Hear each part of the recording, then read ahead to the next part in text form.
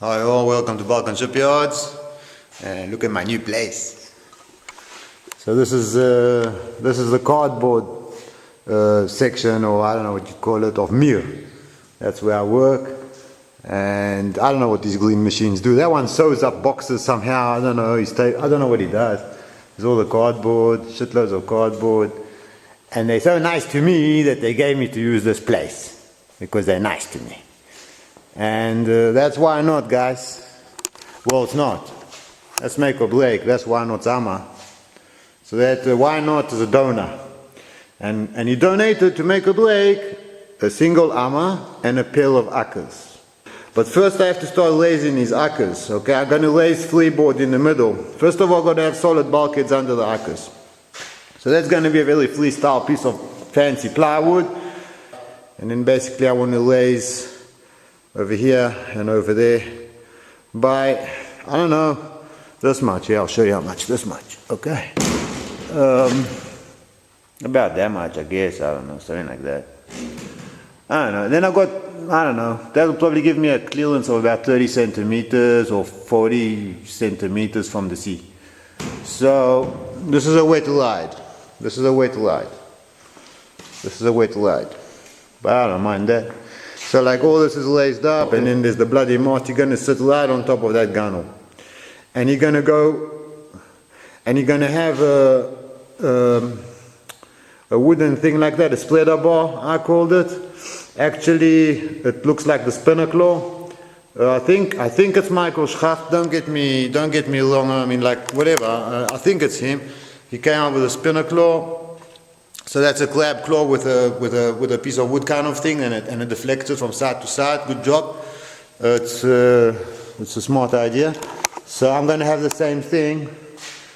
I don't really want to build a rail for this model. If I can get away with building the rail of the Leshank and only use the mast on the gunnel, pushing out the yard that goes all the way to the top, you know how it works. And the junk is on that hanging, yes. And then that flips over from there to here. From there to here. From there to here. So from here to the middle over there, I've got 1.20 meters, and that's how I work with my spars. I put them down on the floor, 4-meter long spars. They're crystal clear spars of her crab claw.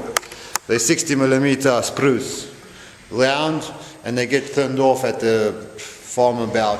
The last third of those yard and booms, the blue ones of crystal clear, is whatever you call it. Go smaller, kind of. And that's what I'm going to use. And I'm going to put the small thing up at the top, you know what I'm saying? It's all good. So it's 4 meters. Oh, there they are. So they are. I kind of forgot I got them over here. Here they are. These are the boys.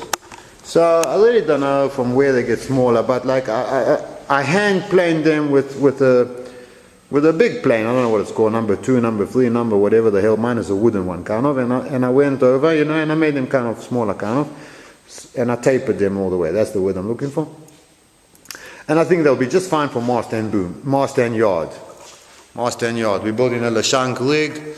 It's a lateen rigged shanting junk from Balkan Shipyards. And I'm gonna do this. This is make or break. This is how, I'm pissed off, guys. It's been a lot, man. It's been heavy. A lot of failure on a very bumpy road, and I've kind of had enough. I honestly kind of had enough. It's like, if this don't work, then I don't know what I'm going to do. I don't know what I'm going to do. There goes the dagger board. That's why I want this guy.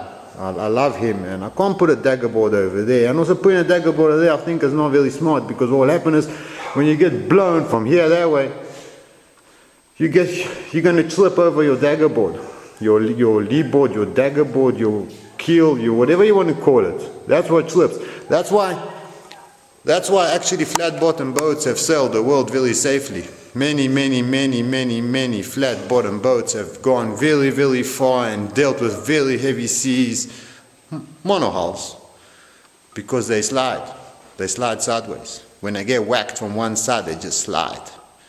So don't always go flat bottom, blah, blah, blah. Flat bottom's damn good, but it'll knock your fillings out. It's a bumpy ride. It's not comfy. It's not nice. You don't want flat bottom. But if you're in a storm, I think it's kind of okay. So that's what Wynot's got. He's a flat bottom because he was built for volume.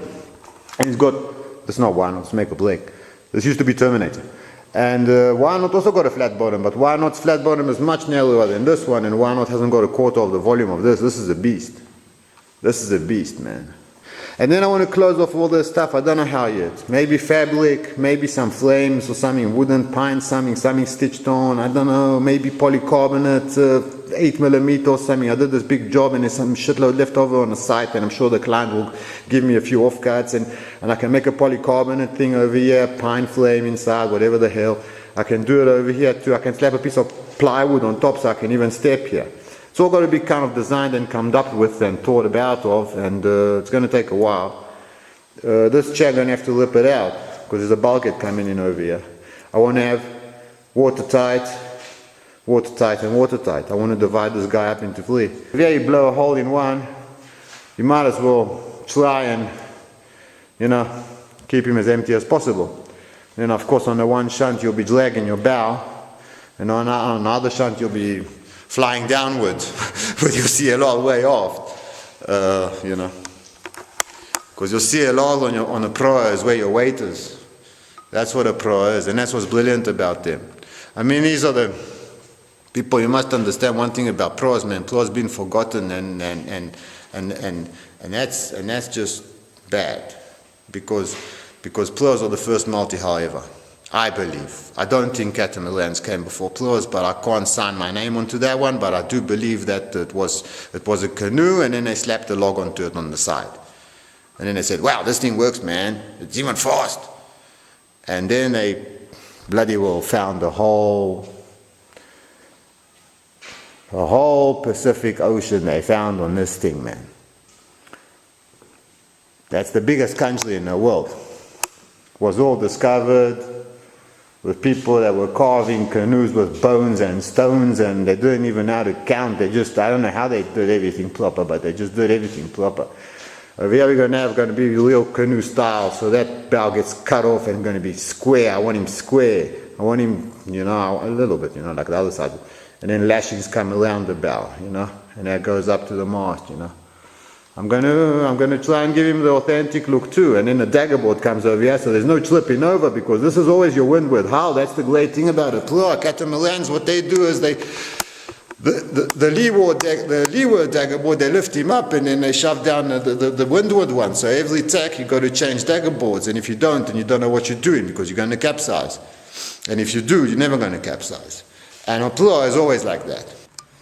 Hi all, so welcome to Bulkhead Shipyards, finally starting the build. I had both canoes together, this and the armor, the Waka and the armor, and I had the Akkas going over, and I found my heights, I calculated displacement, I know how much I'm going to load this canoe, I know how much I'm going to load the armor, and that's how I calculate stuff, and I find the levels I want the Akkas to be. I find my water line, and then I come up with a template like that, which is cardboard. Then I make up something like this. Now I'm going to sand away and fillet the thing in, epoxy, fillets, and the glass. These pieces of wood are just there to hold the piece is slightly warped, so they're just straightening the piece out. After it's filleted in and done, I take those pieces off. I put in a couple of screws. I don't know if you can see them, but there's a small screw over here. Okay, that's okay. There's a couple of screws over here. I'll go straight into the bulkhead. I'll take them out afterwards and I'll fill those holes up. This is reject plywood, 6mm poplar. I buy it from Rael there. It's really good stuff, but this is a reject sheet because it's all messed up with all these ugly knots. But then I got half a clean sheet, which is perfect, and the bulkhead will be taken out of this part. I've taken the one bulkhead out of this part, and basically I use as clean as I can go, and I try to avoid having knots. The good thing about 6mm ply is that there's only 3 layers.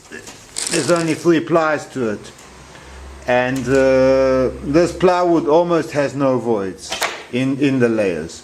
So when you go only 3 plies, then it's only 33% you know, a chance to have voids in the middle, because your two outside, if your two outside layers are good, then there's a very small chance of having a void in the ply, because there's only one single layer in between. And that's why I really like actually using 6 and 4 mil, because there are only 3 plies, and if I can have nice clean external veneers, and honestly this plywood, you see the side's clean, and honestly this plywood is it's good stuff, and there's not many voids. I almost don't come across voids whatsoever. So that means that if I got 2 good veneers on the outside, it's, I don't know, 9 times out of 10 the inside veneer has no voids. Here, this has been cut, 0 voids, 0 voids, no voids. Really good plywood, made by Welder. I'm really happy with it, and that's what I make my boats out of. And it's okay, it works for me. You fiberglass it, you paint it, no big deal, it's all good. So I got my 2 main bulkheads in. Now there's going to be another small bulkhead in front, and the Arca lands on both. Then all this will get closed off, that will get closed off. I'm still thinking about the lightest way I can do it. So yeah, once it's done I'll show you what I did. Okay, this side is only filleted. I wet out before, like I've shown in previous videos. If you go to Total Pro Build episode 1, I think it is, you'll see me building the Amma of Why Not. I always wet out with clear epoxy before filleting. I've seen a lot of guys on the net that don't wet out before they put down the fillet.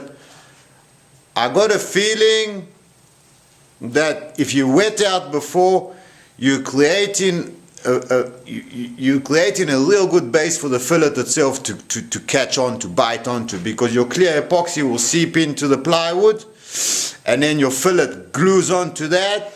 And at the end of the day, you get a bond that's going deep into the material. So I always wet out with a clean brush and clear epoxy. I wet out the whole area where I'm going to fill it, and then I fill it. I've run out of sawdust, powder, wood powder, wood flour. So I'm just using baking flour. It doesn't matter. Like I said before, I'm not going to grow old with this boat, so it doesn't matter. This is a prototype. We want to see that stuff works. A little bit of freestyle from Balkan shipyards. That's the way we work. This side is glassed. 140 grams of glass going all the way. And this is tough as nails. Here's the same guy on the other side. Again, glass taped only one side, and it's game over, it's ready to go. This chair got to lip him out, and basically this is going to be, it's only for gear. This canoe, there's no sleeping inside, there's no sitting inside, it's only gear, and I don't need a lot of space. Here I cut off those ugly bows that he had, what called him Terminator. They were these sharp things that came out to here. I ripped them off with a saw, put on these guys. Now I got a sander with an angle grinder, clean it up, put a little bit of fiberglass over here, paint that, that's done. And yeah, so this is how we're doing him. And basically that's how I've done Why Not, that's how I did Crystal Clear. Crystal Clear has been in the water for 2 months, tied to a buoy in Sarajevo, in the sea. I never had any problems, no problems whatsoever. Of course, whatever's under the waterline is all fiberglass properly, good epoxy, good glass, and then, I don't know, 5-6 layers of paint on top of that. And I'll tell you guys, I haven't had any problems yet with Poplar Ply. I've built a bunch of boats with Poplar Ply. I'm very happy with the stuff. I believe that strength to weight, Poplar Ply beats them all, flashes them to pieces. There's no plywood, I believe, and that's what I've read, and that's what I've heard, and that's what I've investigated. And caravans today, all caravans, motorhomes, all these things that everything is Poplar Ply today. strength for weight, Poplar Ply beats them all. Spruce is the stuff to use as solid wood, and Poplar Ply is the stuff to use as ply. And that's the way we build boats, and that's the stuff that we use. We buy as cheap as we can go because that's what we can afford. And I'll tell you guys, yeah, the day will come and Poplar Ply will become boat building stuff. The day will come. Mark my words on that. Balkan Shipyards, I sign my words on that much. The day will come and it will be Poplar Marine Ply. I believe it. The time has come for it. The stuff glows wild in the foliage. I mean, the stuff glows like grass, you know. And it's farmed like corn, and the time has come. I honestly believe that we're very close to some big guys out there. It might be a welder, it might be somebody else, and they'll just say, yeah, let's just start making good quality Poplar Ply and start selling it for boat building and canoes and kayaks and small boats and dinghies and stuff. You get a lighter boat, a stronger boat, and a cheaper boat, and I think that's the future, guys. Take care, Balkan Shipyards. We keep on.